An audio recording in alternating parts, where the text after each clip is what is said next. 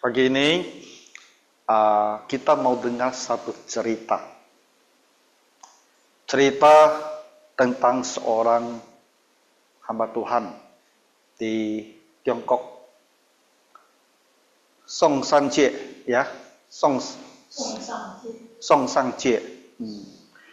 Nama Tionghoanya Song Sanjie.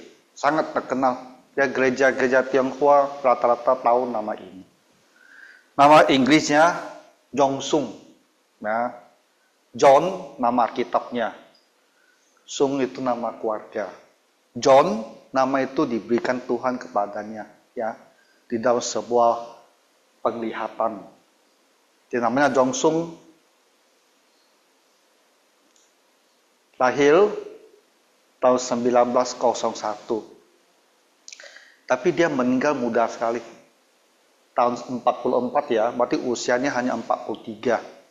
Orang Tionghoa hitungnya 44 tambah 1 tahun. Sangat muda. Tapi orang ini jauh-jauh lebih berguna bagi Tuhan kita daripada banyak sekali pendeta dan hamba Tuhan. Jadi saya mau kasih cerita hamba Tuhan satu ini. Tapi kita berdoa dulu, ya. Mari kita sama-sama berdoa. Tuhan Yesus, kami berterima kasih di pagi Sabtu ini kami bisa kembali bersama-sama untuk bersekutu. Dan Tuhan, kami juga mau mendengarkan firman Tuhan dan kisah hamba-Mu, Dr. Jongsung. Kiranya Tuhan berkati kami dengan firman dan kisah ini, supaya kami juga belajar lebih mengasihi Tuhan. Ampunilah kami juga Bapa dari semua kesalahan kami. Dalam nama Tuhan Yesus kami berdoa. Amin. Coba lihat mukanya Dr. Jongsung ini. Hampir tak senyum ya. Sepertinya keras sekali mukanya ya. Betul tak? Karena dia sangat peduli kepada jiwa manusia yang belum bertobat. Jadi dia sangat serius sekali. Karena dia betul-betul mau orang itu sadar. Kita ada orang berdosa. Tapi Tuhan itu benar-benar ada. Ya. Tuhan Yesus benar-benar mati di kayu salib untuk mengampuni dosa kita. Jadi selama 15 tahun, dia berkeliling di seluruh dataran Cina yang luas itu. Datang dia juga ke Asia Tenggara, termasuk ke Indonesia, ya, untuk memberitakan Injil Tuhan Yesus. Kita gereja Alkitab Presbyterian kan, ya GAPI ya, Alkitab Presbyterian. Siapa pendiri gereja Alkitab Presbyterian? Itu di Singapura. Namanya Pendeta Timothy To. Tu Mu Se, Tu Xiang Hui. Tu Xiang Hui Mukse. Dan pendeta Timothy To itu bertobat waktu masih remaja karena Dr. Jongsung ini. Waktu Dr. Jongsung datang ke Singapura, ke gereja Metodis, Tu Xiang Hui Mukse ya, pendeta Timothy To, dia dan adiknya mereka pergi dengar khotbah, dengar KKR ya, malam penginjil. Dia bertobat di situ. Jadi kita tuh punya satu hubungan yang dekat ya dengan Dr. Jongsung ini. Jadi cerita dia itu kita kenal baik sekali. Jadi saya pagi ini mau cerita ya, cerita. Tapi foto-fotonya itu foto-foto putih, hitam putih semua. Ya, saya ambil dari satu buku yang ditulis oleh pendeta Timothy To itu. Jongsung My Teacher. Jongsung guru saya, dia bilang. Itu buku yang dia tulis. Di dalamnya ada gambar-gambar, tapi semua gambarnya hitam putih. Karena ini masanya kan udah 80 tahun lalu. Ya, dia tidak apa ya, gambar hitam putih, tapi dari gambar itu Bapak Ibu nanti bisa merasakanlah, bisa melihat sekilasnya gimana situasi suasana pada waktu itu. Oke, kita mulai ya. Hinghua. Hinghua itu bahasa apa ya, Bu ya? Xinghua. Xinghua. Ini kampung halamannya Dr. Jongsung. Bisa lihat bayangannya? Ya, jadi tahu lah ya, zaman yang tua sekali ya. Dia kan lahir 1901 itu. 120 tahun lalu, dia sudah masalah lama sekali. Nah, di kota kecil inilah dia dilahirkan. Yang namanya kalau bahasa Inggris bacanya Hinghua. Kalau Chinese ya Xinghua. Nah, papanya seorang pendeta Metodis. Jadi Jongsung ini dia dari kecil dia udah sangat memikirkan hal-hal kerohanian. Satu kali waktu dia masih kecil dia pulang rumah, orang ramai sekali. Ada apa? Ternyata adik perempuan itu meninggal. Jadi waktu masih kecil dia melihat adik perempuannya meninggal. Dan mereka ramai-ramai yang antar ke penguburan. Dan jadi pikiran dia itu. Ya kenapa orang harus mati? Jadi ada ketakutan, ada kesedihan. Dan dia jadi memikirkan hal-hal tentang kematian. Jadi Jongsung ini dari kecil, dia sangat peduli tentang hal-hal tentang Tuhan. Dan karena papanya kan seorang pendeta ini. Ya, pada zaman itu, di tepi jalan ya, mereka itu kasih sedikit papan, kertas putih, lalu di situ gambar-gambar, lalu cerita tentang Tuhan Yesus. Ya. Nah, dia orang-orang tuh ya datang untuk mendengar apa yang mereka ceritakan. Nah, inilah orang Tionghoa dengan baju mereka ini masih pakai apa? Rambutnya masih dikepang panjang gitu loh. Ya belum dipotong kan? Nah, di Jongsung waktu kecil dia udah sering ikut papanya pergi penginjilan. Jadi di masa masih remaja ini dia dan teman-temannya itu sudah membentuk ya satu band atau satu tim, satu grup, dan mereka selalu keluar ya untuk bercerita tentang Tuhan Yesus. Ya kita ada salah satu gambarnya itu. Nah, mana Jongsungnya tahu tidak? Bisa lihat Jongsungnya di mana? Ada pointers tak? Tak ada pointers ya? Ini dia. Ya kan? Masih nampak kan? Kamu lihat muka dia itu. Rempahnya saja mukanya udah serius segini.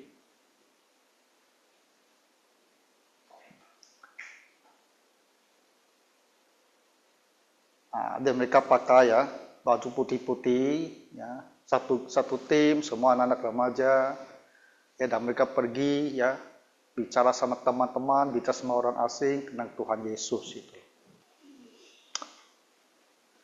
Ini masa remajanya Jongsung. Dan dia sangat pintar dalam sekolah. Banyak anak pendeta itu pintar-pintar sekolah. Kalau tidak. Ya, itu entah kenapa, mungkin anugerah, saya rasa itu anugerah Tuhan lah. Karena waktu saya sekolah pun, beberapa anak pendeta saya rasa pada pintar-pintar semua. Jadi, karena dia sangat pintar, dan di waktu itu, di Tiongkok itu kan juga ada misionaris dari Eropa, dari Amerika, ya, yang melayani di Tiongkok. Nah, jadi walaupun dia ini anak kampung kecil, tapi mereka juga ada mengenal ya misionaris dari Amerika. Dan dia dibantu dapat beasiswa untuk kuliah ke Amerika. Wah, Bapak Ibu, tahun ini 2024, kalau anak kita kuliah ke Amerika, orang pun bilang wah hebat sekali, betul tak? Ya, apalagi di masa itu, di tahun 1900 belasan, hampir 100 tahun lalu, kalau bisa sekolah ke Amerika, oh itu hebat sekali. 美国人，美国ya, Amerika itu 美国, Mei. Jadi dengan senang hati lah dia pergi sekolah. Tapi di sekolah, ya beasiswa biasanya ya sekedar cukup lah. Cukup untuk bayar uang sekolah, dan dia kerja keras tuh waktu di Amerika. Setelah harus belajar, dia juga pergi kerja sambilan, ya. Lalu dia juga bawa adiknya, ada satu adiknya dia bawa ke Amerika untuk sekolah, ya, dan juga harus kerja keras ya membiayai hidup mereka di sana. Tapi Jongsu memang sangat pintar. Dia sekolah S1,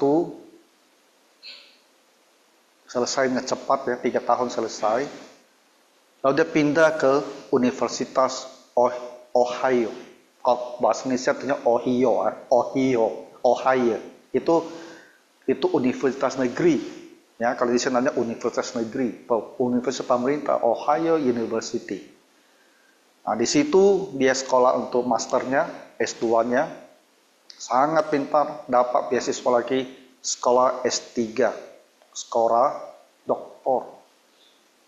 Dan kau tahu tidak, dia bidang apa? Dia belajar S3-nya bidang kimia. Tahun awal 19,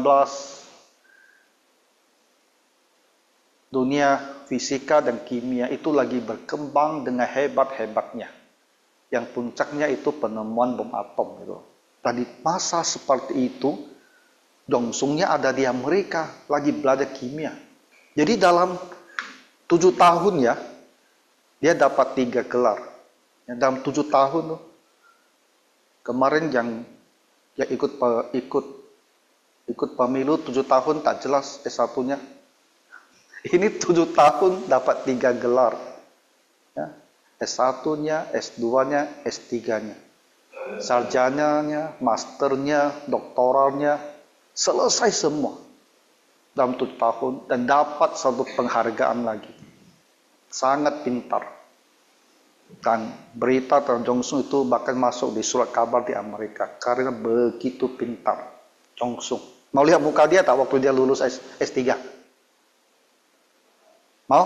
Ini dia. Pintar kan? Beda kan waktu dia cerita mukanya. Ini Jongsung, Dr. Jongsung. Dr. Jongsung PhD, bidang studi kimia. Ini orang, kalau dia tetap di Amerika, dia punya masa depan yang sangat cemerlang. Ya. Nampak sekali kan cerdas kan? Ya, serius dan cerdas itu. Nah, itu Dr. Jongsung itu. Tapi di hatinya selalu ada pemikiran tentang Tuhan. Ya.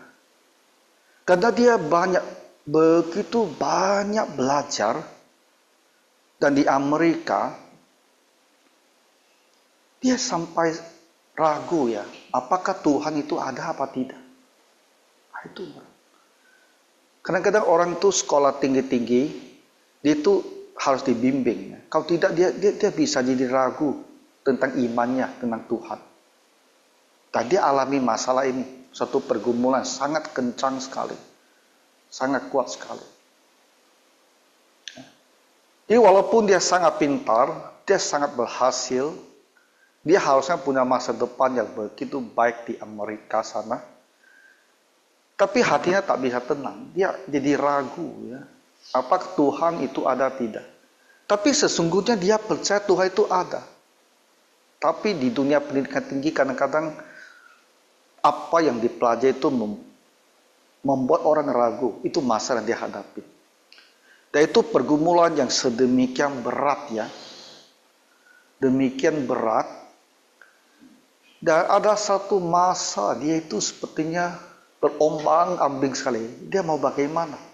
Jadi setelah dia tamat PhD-nya itu, kamu tahu apa dia lakukan? Dia pergi masuk ke sebuah seminari teologi. Dia bilang dia mau pergi jadi pendeta. Nah. Tapi seminari itu di New York namanya Union Seminary. Itu adalah seminari yang tak percaya lagi sama Tuhan. Jadi dalam seminar itu dia belajar beberapa bulan. Wah, semuanya tak percaya sama Tuhan dan dia jadi makin bingung gitu. Dan dia begitu berkecamuk dalam hatinya, begitu sedih. Dia ingin percaya pada Tuhan, tapi sepertinya otaknya dan orang bilang tidak ada Tuhan, dia tuh hampir mau mati. Di dalam keadaan begitu hancur satu malam, Tuhan Yesus menampakkan diri kepadanya. Kalau orang-orang sekarang, pendeta-pendeta itu bilang, Tuhan Yesus menampakkan diri, aku tidak percaya sama mereka. Kenapa? Karena gaya hidup mereka yang mengaku dibawa Tuhan ke surga, bawa Tuhan ke neraka, tapi hidupnya jelek sekali. Ya, mereka hanya mencari uang dari jemaat, jadi bohong semuanya itu. Tapi yang satu ini saya percaya, karena perubahan di dalam hidupnya. Jadi dalam keadaan begitu sangat hancur hatinya, ragu ya, apa Tuhan ada tidak ada, lalu belajar di seminari, mengatakan Tuhan pun mati. Dia tiba-tiba seperti melihat Tuhan gitu, dan dengarkan suara Tuhan. Jadi dia bisa tahu dengan pasti bahwa Tuhan Yesus itu benar-benar hidup, benar-benar ada. Tak ragu lagi sama sekali. Dari waktu itulah, namanya itu diubah menjadi John. Nah, Tuhan Yesus yang kasih nama John kepada dia. Nama kamu sekarang jadi John. Jadi dia disebut John Sung. Jadi setelah dia melihat Tuhan, dia kan begitu gembira. Ya. Semua keraguannya, kekhawatirannya yang selama ini begitu menyiksa dirinya, ya antara percaya dan tidak percaya itu terselesaikan. Tuhan itu benar-benar seperti tidak percaya sejak itu benar-benar ada. Dia sudah melihat Tuhan. Jadi di seminar itu ya dia langsung gitu lari ya. Dan begitu gembira. Dan bilang pada semua orang dia jumpa, Tuhan hidup, Tuhan itu ada. Padahal di situ mereka semua tak percaya Tuhan ada. Oh, mereka bilang, Jongsungnya sekarang sudah gila. Karena mereka kan tahu itu, Jongsung itu sekolah di sana, murung-murung gitu ya. Terlalu banyak pikiran. Sekarang tiba-tiba begitu gembira, mereka bilang ini pasti sudah gila. Jadi apa yang mereka lakukan? Mereka masukkan dia ke rumah sakit jiwa. Kasihan sekali ya. Padahal dia sehat tuh. Dia hanya begitu gembira. Karena dia sudah tahu dengan pasti bahwa Tuhan Yesus itu benar-benar hidup. Dia sudah melihat dia. Dan mereka pikir dia itu orang gila. Dan dia dimasukkan ke dalam penjara. Dalam rumah sakit jiwa. Ya apa dia lakukan di situ? Dia tak bisa berbuat apa-apa. Dia tiap hari baca Alkitab. Baca ulang loh. Dari Kejadian, baca-baca sampai Wahyu. Tahu tidak? Dia dalam penjara sekitar 6 bulan lebih ya. Dia baca Alkitab 40 kali. Dari kulit ke kulit ya. Dari Kejadian sampai Wahyu. Dia baca ulang 40 kali. Jadi dia baca cepat. Baca terus. Jadi dia bilang, dia itu belajar Alkitab itu di dalam rumah sakit jiwa itu. Karena benar-benar dia pelajari dengan baik. Dia kan begitu pintar ya, seorang doktor S3. Dia baca, dia pelajari baik-baik. Kemudian datanglah seorang temannya ya, dan bawa dia keluar dari rumah sakit jiwa itu. Dan dia pulang ke Tiongkok. Naik kapal ya. Waktu itu naik kapal ya, bukan naik pesawat itu, naik kapal. Jadi dari Amerika kapal itu berlayar. Ketika dia sudah dekat ke pelabuhan, ya, sebentar udah mau berlabuh, dia keluarkan dia punya ijazah. Ijazahnya kan banyak kan. Penghargaan, medali-medali selama dia 7 tahun kuliah itu banyak sekali dia keluarkan. Kamu tahu apa dia buat? Inilah hasil dia 7 tahun di Amerika. Yang melambangkan kejayaan dia. Ya, melambangkan keberhasilan dia untuk dunia ini. Dia buang ke laut. Dia buang ke laut. Sisakan 1 lembar saja. Itu ijazah doktornya. Sisakan 1. Karena dia mau kasih ke mamanya ini. Ya, untuk bukti bahwa dia ke sana 2 tahun, dia selesai, dia sekarang pulang. Dia tidak sia-sia ke sana. Tapi yang lainnya semua dia lempar ke dalam laut. Karena dia pikir itu adalah satu tahap dalam hidupnya yang sudah berlalu. Dia tidak lagi mau mencari keberhasilan, kekayaan, nama besar di dunia ini. Itu semua berlalu. Dia telah bertemu Tuhan, dan Tuhan telah mengutus dia untuk memberitakan Injil. Jadi dia akan pulang, dia akan jadi seorang penginjil. Papa mamanya sangat gembira, saudara saya sangat gembira. Kak Jongsung pulang gitu loh. Jongsung, Dr. Jongsung pulang. Dan mereka punya pengharapan sangat besar. Di tahun 19 awal itu, kamu punya satu doktor dari Amerika. Di Cina pun, mereka akan kasih dia posisi dan jabatan tinggi di universitas. Pasti dikasih posisi tinggi. Karena tak banyak orang yang sekolah sampai ke Amerika waktu itu. Ya. Jadi papa mamanya, walaupun papanya pendeta, dia berpikir, ya anak saya sekarang udah pulang, begitu hebat. Ya dia harus pergi kerja sama pemerintah, dan dia akan punya gaji tinggi, dan dia akan bisa membiayai lagi adik-adiknya, beberapa lagi yang banyak itu. Itu harapan orang tua, harapan adik-adik semua. Tapi Jongsung bilang sama mereka, aku mau jadi guru, aku mau jadi hamba Tuhan. Wah, mereka semua kecewa. Kecewa benaran gitu. Ya. Sedih sekali. Kenapa dia PhD pulang dia mau jadi penginjil? Kalau jadi penginjil kan dulu tak usah ke sana. Ya, bapaknya sudah pendeta. Kalau mau jadi penginjil, dari dulu-dulu kamu udah bisa di sini, saya ikut papa dan pergi menginjil. Apa yang ke Amerika 7 tahun? Belajar begitu lama, begitu berhasil, pulang mau jadi penginjil. Mereka marah sama dia. Kecewa sekali sama dia. Wah, jadi Jongsung pun jadi sangat sedih gitu. Gimana ya? Tapi dia mau jadi penginjil. Karena Tuhan yang panggil dia penginjil. Dia sudah bertekad kan, semua dunia ini mau dia tinggalkan. Semuanya mau dia buang ke laut. Tapi menghadapi keluarga yang begitu kecewa sama dia, hatinya jadi terganggu. Lalu dia bermimpi. Apa ya, mimpinya apa? Dia mimpi ada suatu peti mati. Dan dia mimpi dia sendiri, Jongsung, sudah tidur atau dibaringkan di dalam kubur itu. Sudah mati. Tapi Jongsungnya mulai gerak. Mulai mau bangun gitu. Tahu tidak apa makna mimpi itu? Nah, itu mimpi itu mengingatkan Jongsung. Kamu yang harus mati bagi dunia ini. Ya. Kamu sekarang mulai gerak nih. Kamu udah mulai lagi sepertinya tergoyang, ya, ingin kembali mencari kepentingan dunia ini. Jadi dia bangun dan dia sadar. Ini Tuhan yang ingatkan dia. Jongsung, kamu jangan berubah lagi.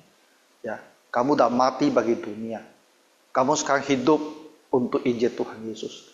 Jangan lagi bangun dari kematian itu. Jangan lagi mau mencari ya penghasilan lebih baik, mau cari jabatan lebih baik dari pekerjaan dunia ini. Walaupun ada desakan yang sangat kuat dari itu. Nah, itu pengalaman Jongsung. Makanya dia bersikeras. Tidak. Dia tidak akan pergi kerja sama pemerintah. Dia akan jadi penginjil.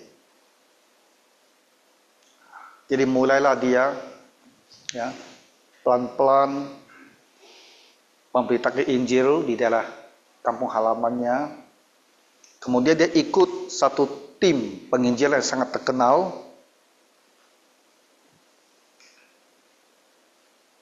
Bethel Worldwide Evangelistic Band. Band atau kelompok penginjil ini didirikan oleh seorang perempuan loh. Nah, itu ada perempuan Tiongkok yang pertama dididik sebagai dokter dari Amerika. Dia ada satu perempuan Tionghoa yang ke Amerika sekolah jadi dokter pertama perempuan dari Cina. Jadi didik di Amerika. Dia pulang juga di Tiongkok dan dia dirikan Bethel Evangelistic Band. Ya. Mana Jongsung ya? Nampak tidak? Gimana dia? Yang mana Jongsung? Yang ini. Senyum dari sini. Tinggi kan? Ada senyum dari situ ya. Ini bandnya ini tinggi orang-orang. Salah satu dari band ini ada seorang bernama Andrew G. Andrew G ini akhirnya datang ke Indonesia. Dia dirikan seminari Saat ya. Bu ya. Andrew G benar kan? Lupa. Bu lupa. Andrew G juga dirikan Singapore Bible College di Singapura. Tim ini adalah tim yang sangat hebat sekali. Ya. Selain mereka kelilingi Tiongkok, penjalan mereka juga sampai ke Asia Tenggara. Ya awalnya, Dr. Jongsung dia bergabung sama tim ini. Tahun pertama ya, mereka itu menjelajahi Tiongkok ya. Itu sampai sekitar 5.000 km. Berarti 5 kali Jawa loh. Perjalanannya 5 kali sepanjang Pulau Jawa, 5 kali, 1 kali, 2 kali, 3 kali, 4 kali, 5 kali. Begitu jauh mereka kelilingi Tiongkok itu tahun pertama untuk memberitakan Injil. Setelah bergabung dengan tim ini, akhirnya Jongsung dia bergerak sendiri. Ya. Dia sendiri yang kelilingi daerah Tiongkok selama 15 tahun. Dia satu hari khotbah 3 kali, Jongsung. Setiap hari dia akan khotbah 3 kali penginjilan. Itu dilakukan terus menerus selama 15 tahun, bayangkan. Ya. Jongsung itu tak makan sarapan, tak makan siang, tak makan malam loh. Kalian tahu tidak? Tahu tidak? Dia tak makan punya. Lalu gimana dia hidup? Dia makan chicken essence. Chicken essence tahu? Itu kita kan biasa minum tuh yang satu kotak itu ayam, sup ayam, pati ayam, sari pati ayam. Ya, udah tahu sekarang? Tahu sari pati ayam, sari pati. Dia minum itu. Dia tak makan, dia hanya minum itu aja. Saya pikir mungkin itu juga penyebabnya ya. Kemudian dia tuh sering punya masalah sakit perut, ambien juga. Dan dia nanti matinya gara-gara pendarahan di dalam perut. Apakah gara-gara pola makannya? Mungkin juga tidak. Kita tidak tahu persis. Tapi dia tidak makan. Dia hanya minum sari pati ayam setiap hari.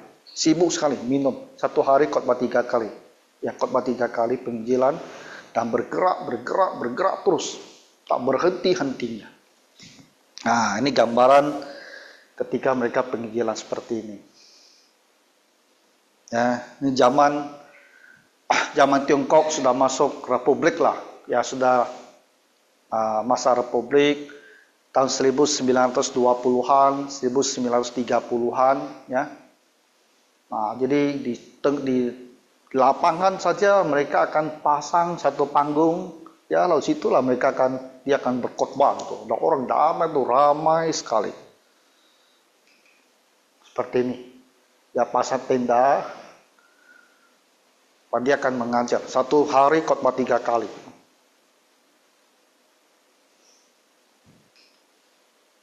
Di Jongsung.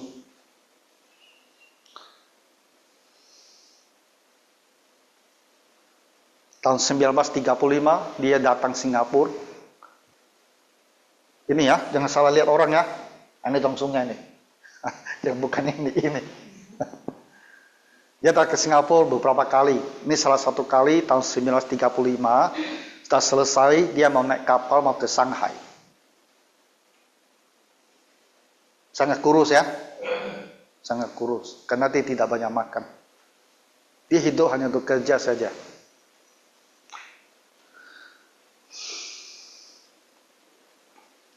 Diperkirakan ya, dalam 15 tahun yang bertobat itu ada 200.000 orang. Benar-benar bertobat punya itu. Nama saya 36 disembuhkan. Ya, 36? KKN. Ya, tahun 36? Ya, saya masih di dalam rumah. Oh, disembuhkan sakit apa? Dia punya apa? Sakit di dalam Hongkongan. Itu dioperasi yang salah tadi. Sudah operasi kan, lalu pincang lah. Waktu itu di air nggak bisa berhenti. Jadi kalau saya mau ikut KKN, nah disitulah tengok. Jongsung memang sangat istimewa. Kita kan tidak percaya sama pendeta-pendeta sekarang yang bikin kebaktian penyembuhan kan. Kita bilang itu tukang bohong semua. Tapi Jongsung itu benar. Dia kalau doa, Tuhan dengarkan dia menyembuhkan orang. Itu benar. Ya, kita percaya karena dari hasil kerja dia. Dr. Jongsung.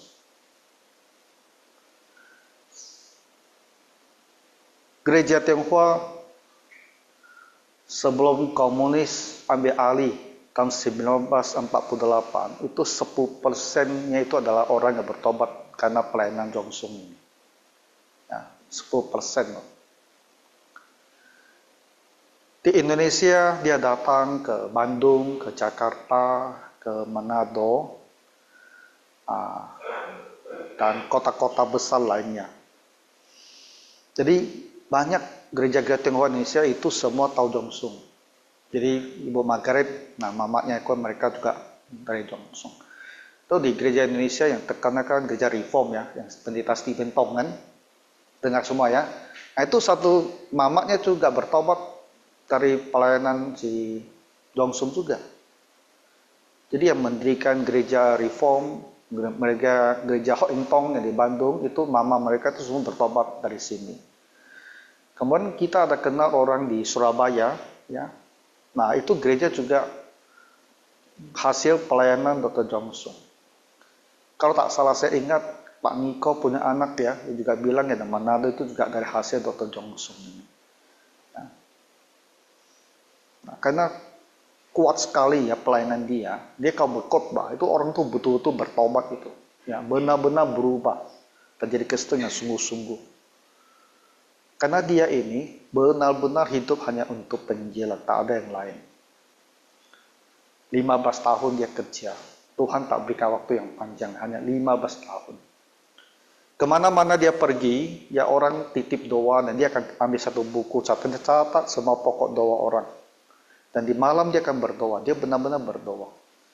Ketika dia udah lebih berumur, ya sering sakit, dia bilang ya, kuasa doa itu lebih besar daripada dia berkhotbah.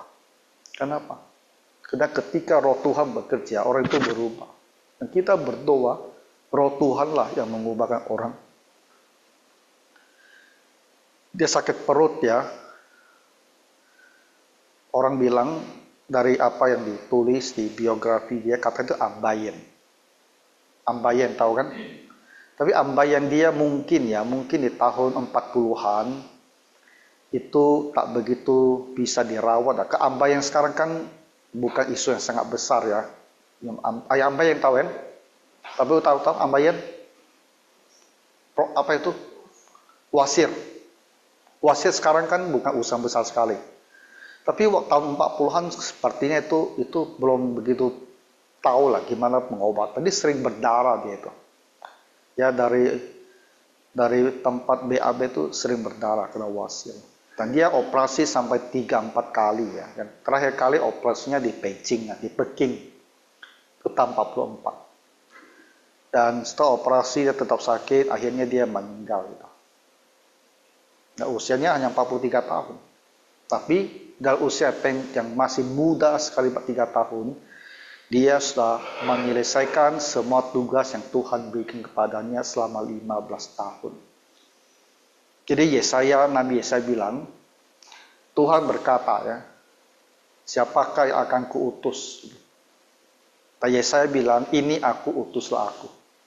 Jongsung, dia juga seperti Yesaya. Dia bilang, Tuhan, ini aku, utuslah aku.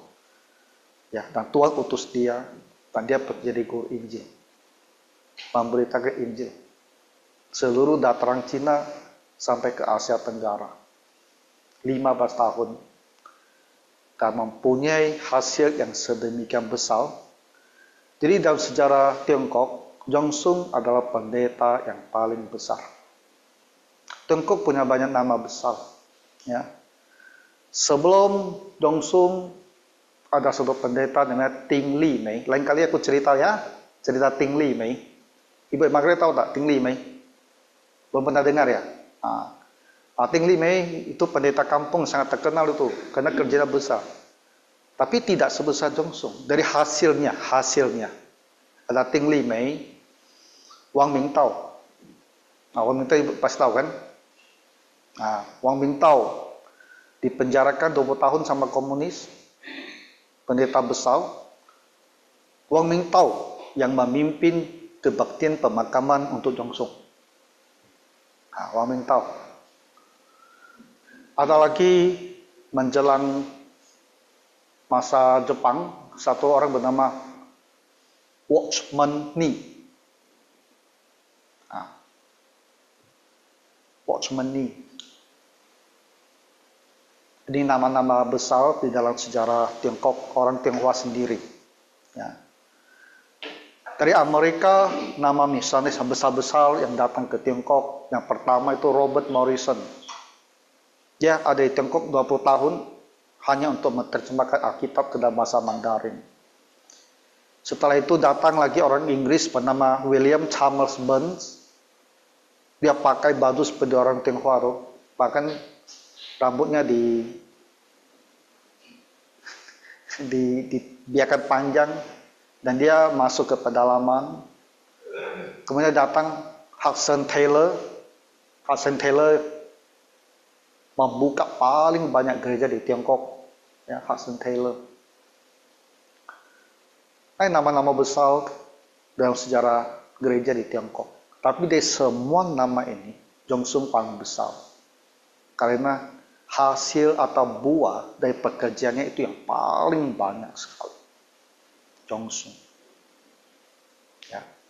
Jadi saya berharap Bapak Ibu ya, usia indah, tahu ada seorang hamba Tuhan dari Tiongkok, namanya Song San Jie, atau Dr. Jongsung. Tuhan kiranya memberkati Bapak Ibu sekalian. Ya, mari kita berdoa. Bapak, kami berdoa supaya hati kami Tuhan gerakkan untuk bersyukur bahwa untuk negara Tiongkok yang begitu besar, untuk gereja di sana dan gereja di Asia Tenggara, Tuhan dulunya memberikan seorang hamba Tuhan yang begitu setia, Dr. Jongsung, untuk membangunkan gereja, memberitakan firman-Mu. Kiranya Tuhan bangkitkan lagi Jongsung yang baru untuk Asia Tenggara dan Cina ini. Dalam nama Tuhan Yesus kami berdoa. Amin. Satu gambar terakhir lah. Saya tadi lupa kasih lihat ini. Ini batu nisannya Dr. Jongsung. Ya, di hutan saja itu batu nisannya. Sederhana, ya. Seorang manusia hidup 3 tahun bekerja untuk Tuhan. Dia bisa sangat besar untuk dunia ini loh. Tapi dia tak mau, dia tinggalkan dunia ini dan dia jadi hamba Tuhan. Besar bagi kerajaan Allah. Tapi ketika dia meninggal, dia hanya ada satu batu nisan kecil seperti itu. Mungkin tak banyak orang tahu, tak banyak orang kenal.